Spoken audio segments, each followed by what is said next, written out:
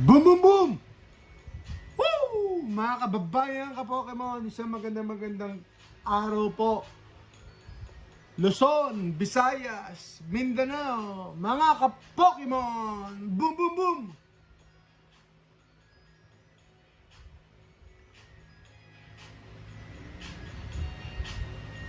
Live po tayo ngayon, Thursday na naman, and then tomorrow, Friday na, tapos Sabado na, tapos Linggo na, tapos isang linggo ulit. Boom, boom, boom! Kumusta po kayo? Mga kababayan natin sa iba't ibang mga bansa, hanggang sa Middle East, hanggang sa North America, South America, Europe, Africa, saan ba? Australia, saan ba? Antarctica, Moon, Pluto, and Mars. Boom, boom, boom! Like naman po, like, and share, mga kababayan ka Pokemon. Grade or sell? Grade or sell? Kapag-grade kaya tayo or benta na natin yung cards. So it's another avenue, another way para kumita tayo, para mag-speculate and tansyahin natin kung saan tayo pwedeng kumita. And based po sa maraming YouTubers or content creators ay they're making a lot of money when it comes to grading. Especially po if you know what you're doing and you've done it several times, experience ka na, then alam mo na kung ano yung galawan when it comes to grading. Boom, boom, boom! So may ilang mga cards tayo. I'm thinking na ibebenta ko na lang or ibebenta ko or i-grade ko. Ayaw ko na kasi ng extra work. Extra work, ganoon naman talaga. Kung gusto nyo kumita, it's gonna be extra work. Gusto nyo magkaroon ng better chances for profit, for margin, then extra work po yan. No matter what, laging extra work, mga kaibigan. Pero it's not so much. Pero nga po, overloaded na rin po kasi tayo sa ating buy and sell, sa ating seal collecting, at saka sa mga contents natin. Medyo overloaded na. Pero it's not bad. It's not bad. The work is not bad compared, syempre, sa construction, sa farming, agriculture, ano ba? It's not bad. It's not bad. Marami lang stress. Kasama yung stress, mga kaibigan. Comment po kayo! Comment po. Lahat na magko-comment ay may chance for 200 pesos. GCash! Boom, boom, boom! Basta naka-like kayo. Like. Mag-like muna kayo. Like. So, mag-ibenta tayo. Gabawas tayo ng stocks ngayon. Siguro, reverse bidding lang din ang kalalabasan. Ipakita ko sa inyo yung mga cards na natabi ko na pwede for grading. So, kung gusto niyo pwede kong ibenta rin. Pero ready for grading na to, sana no, check ko ulit, pero actually hindi ko pa talaga na-check or na-inspect ng gusto. Siguro tingin-tingin lang, pero not really inspect. Hindi ko masabing inspected talaga siya. So, isa po ito sa mga favorite cards natin. Giratina V-Star of Crown Zenith. Crown Zenith po. Boom, boom, boom. Pwede kong ibenta, pwede kong ipag-grade. So, yan po yung mga options natin. At pinakikita ko rin po sa inyo, option nyo yan. Magkano to ngayon? Nagtataasan ng mga cards ngayon. Marami nagtataasan, especially po from Prismatic Evolutions, Ascended, DRI. Ascended, medyo bumaba ng konti. Pero, straight po yan na medyo tumataas for the past few weeks. Pero itong this week ata, medyo bumaba ng konti. Yung iba. So, pakiwala na. At saka bigyan nyo ako ng phone, please. Happy na! Comment po kayo. Ang gusto natin makita kung magkano sa PSA 10. So, raw cards. So, meron pong multiples yun. Pagka yung card, halimbawa, yung card meron pong average yun eh. Yung card nasa $20, halimbawa.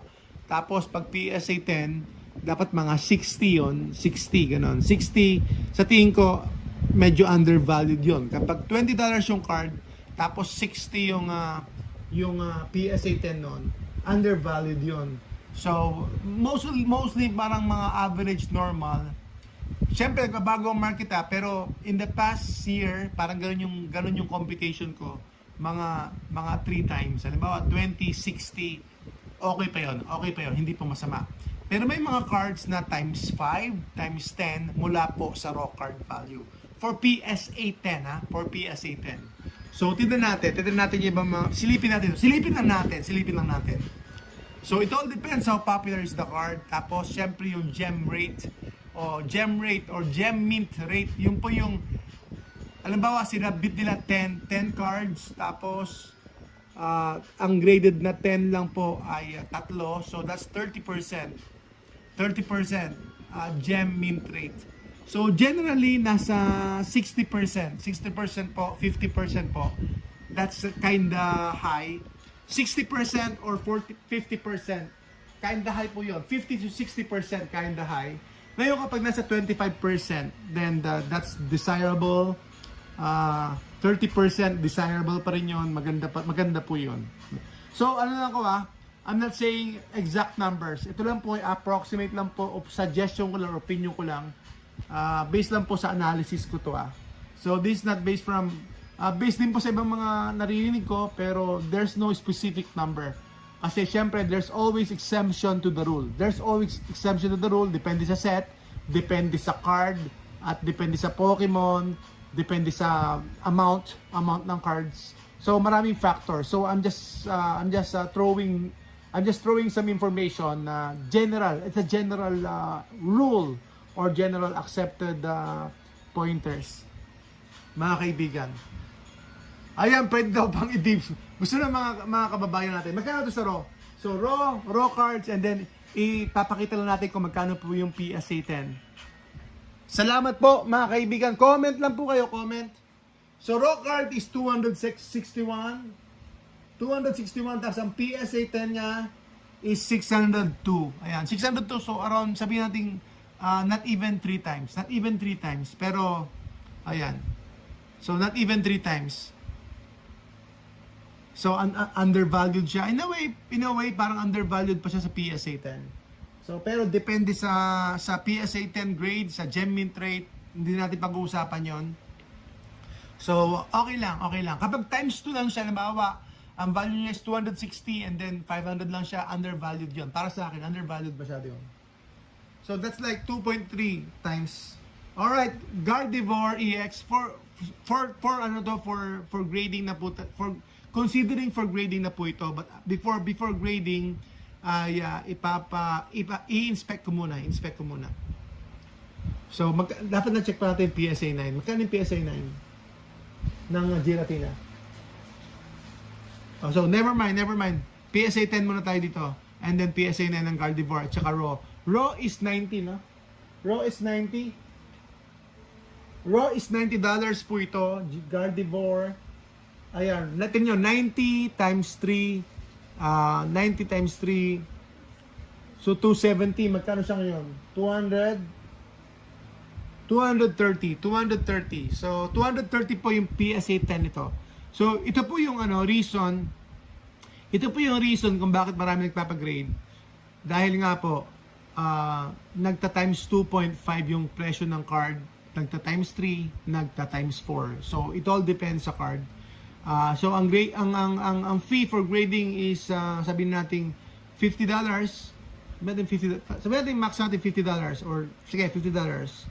So, kung 90 po ito plus 50, sabihin natin 50, pa, syempre may shipping pa yun, 50. So, kikita ka ng around, sabihin natin 5,000 pesos. 5,000 pesos kapag nakuha mo ng PSA 10. Ito. Yung kanina naman, yung Giratina, patang Giratina. So, kung nakuha mo ng PSA 10 to, halimbawa, PSA 10, magkano 260, sabihin natin 300. So, kikita ka naman ng around almost 18,000 pesos. So, sabihin natin 17,000 pesos, ganun. Or yan. Kasi $300 eh. So, sabihin natin, 300 is 20, no? So, ganun. Sabihin natin, estimate na lang po, 17 to 20,000 pesos. Kapag nakuha mo yung PSA 10. So, ang dami pong mga taong gustong-gusto magpa-grade. Ayan, meron tayong EV, mga kaibigan, EV po, EV 188. EV 188. Nung simula po ito, I think nasa 40 bucks lang ata to eh, 40 bucks. Nung kalalabas ng Twilight. So, ewan ko ngayon kung magkano na po siya ngayon. $88. $88 na po ito. Ang PSA 10 niya is 354. So, ano na yun? So, 88, no? Times 3. 90 times 3. So, 4 times na siya. 4 times. So, ito po yung gusto-gusto nilang ipag-grade siguro. Ito yung gusto-gusto nilang ipag-grade kasi nga, malaki yung 4X siya, 4X. So, from raw card, 4X po siya. Imagine nyo kung ito ay $50, di ba? Tapos yung PSA graded niya is nasa more than $300, di ba? So, that's 6X. So, 4X na po siya. 4X na po siya. So, ito po yung magandang i-grade. Ngayon, ako naman tatanungin nyo, kung bibili ba ako ng PSA 10 ito. Medyo mag-iisip ako kasi 4 times na siya. Ayan. So, better ba bumili ako ng raw card? Or better ba ipag-grade ko na lang? Or better raw card ang bilhin ko? So, doon nyo makikita kung under market or boom, boom, boom! Ayan, meron tayo rito. Ito, Sylveon. So, ano na to? Iniwan ko talaga sa akin to kasi supposedly, I consider them for grading. So, PM nyo po kami kapag interested kayo, pwede kong ibenta. Pwede ko ibenta sa inyo. Hindi ako grader or wala akong, hindi ako expert dito. Kasi syempre, malabo din ang mata ko. So, you really have to check for the lens. For micro damage niya, yung micro scratches as well. So, ito po ay $423. $423 raw po ito. As you can see, maganda naman ang centering. So, ang ating ETB ay 11,000 for reaping po tayo, for reaping. So, ang PSA 10 nito is 1,725. 4X na rin po siya. 4X na rin po siya sa raw card. 4X sa raw card. So, maganda pag-grade yan. Maganda ipag-grade yan. Ito po, meron tayong Umbreon, Japanese naman po. Sariling pulse natin to. Mostly pulse natin to mga ito. Lahat ng pinakita ko sa inyo ay pulse natin. Umbreon Terrestrial Festival. Tumaas na rin po ang raw nito. Raw nito sa 470, sabi mo? Raw is 470. And then, graded card. So, by Japanese naman, iba na naman ang ang proportion ratio noon compared sa raw card. So, ito po ay 782 for PSA 10. I think medyo undervalued siya. Kasi yung English nasa almost 5,000. Almost 5,000 po yung English nito, PSA 10. So, it all depends sa gem mint rate. Kung ilan po yung gem mint rate. Gem mint rate po. So, Japanese cards, usually they have a higher gem mint rate. Higher gem mint rate, nasa 70% yan. 70% po ang Japanese. So, ibig sabihin, sa silabit nila, mataas, mga 60%, 70% ang PSA 10. So, depende sa card. I'm just giving numbers. Yeah, ito po yung latest na pull natin. Ayan. Mewtwo EX, Team Rocket, Mewtwo EX, Ascended Heroes. Ito, bumibuelo. Ganda ng buelo to. To be honest, ang ganda po nito sa personal. Meron siyang dating. Yan. Parang nakakabigla yung itsura niya. Hindi siya masyadong makulay, pero may dating. Kasi higante si Mewtwo. Boom, boom, boom! Comment po kayo. Meron po kayong chance for 200 pesos. Ayan. Meron po tayong Glaceon from Prismatic 10. Glaceon. Meron pa tayong Flareon. Nasaan? Ayan. May Flareon pa pala kami na iwanan. So, Glaceon EX. Prismatic Evolutions. So, ang magandang ipag-grade siguro mga 4X. Yung mga 4X, yun po ang maganda ipag-grade. Or kahit ano, kung meron kayong chance o meron potential for 10 din, kahit ano, above $50, okay lang. Sa akin, okay lang above $50. Maganda po yon. Magandang pricing na po kahit na $40. Magandang pricing na yon. Ito, hindi 2 to 4 grade. Ano to? Binder card.